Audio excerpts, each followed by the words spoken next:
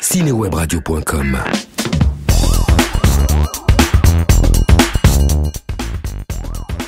En 2008 sortait sur nos écrans The Dark Knight, second volet de la saga Batman, réalisé par Christopher Nolan. Le film remportera alors le fort succès qu'il se doit tant auprès du public qu'au niveau de la presse.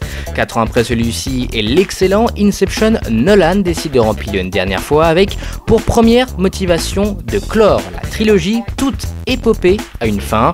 Mais le pari est de taille, surpasser ou du moins égaliser Dark Knight et démystifier la malédiction du 3e épisode raté.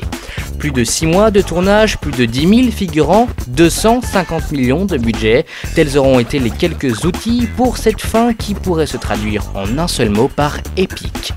Si le casting fonctionnait plus que bien sur les 2 derniers Batman, celui-ci ne sera que renforcé avec un Christian Bale au top de sa forme entre brutalité animale et héros déchu. Tom Hardy, nouvelle recrue de ce volet, incarne avec brio et force un Bane qui vous scotchera à coup sûr sur votre fauteuil. Glacial et machiavélique, Hardy aura su capter l'essence et le parler des plus grands dictateurs, additionné à une force terrifiante et sec. Bien loin du super méchant cliché, Bane habite le mal comme rarement au cinéma. Anne Hathaway enfile le costume de Selina Kyle, différente de la version de Tim Burton avec Michelle Pfeiffer.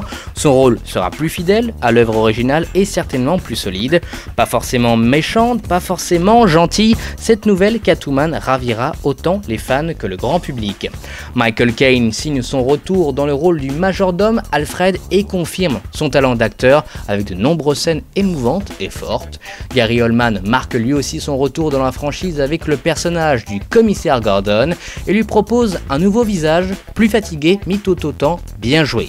La française Marion Cotillard, elle, arrive dans La Reine Batman avec le rôle de Miranda Tate. Si son personnage peut malheureusement paraître un poil vide, il se retrouvera au final plus qu'important et vital à l'intrigue.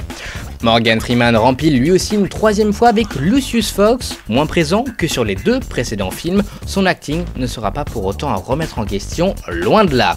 Mais la surprise de The Dark Knight Rises se tient dans le personnage et l'excellent jeu de rôle de Joseph Gordon-Levitt. Fort et émouvant, Gordon-Levitt héritera l'un des rôles les plus importants de la franchise et sera à coup sûr applaudi.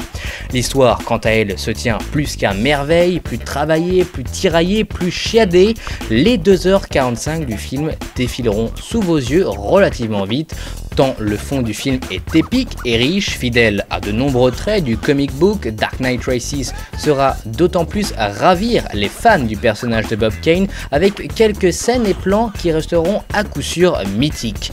Mais l'intérêt de ce nouveau Batman, à la différence de la plupart des comic book movies, se trouve dans son statut. Le long métrage n'est plus ce vulgaire cocktail d'explosions, bien que les scènes d'action soient habilement maîtrisées. The Dark Knight Rises devient un film de grand cinéma, retient les codes des classiques et les adapte à l'univers de Nolan et de Batman. Inutile de mentionner la musique signée Hans Zimmer qui ne trahira pas l'envergure de l'histoire. Une photographie une nouvelle fois signée et réalisée par Willy Pfister, soignée comme rarement dans un blockbuster. Des surprises, un rythme maîtrisé malgré peut-être quelques longueurs au début mais qui seront cependant importantes pour le propos. Dark Knight Rises est un grand film, différent de son prédécesseur mais plus important en émotion et en force visuelle et scénaristique.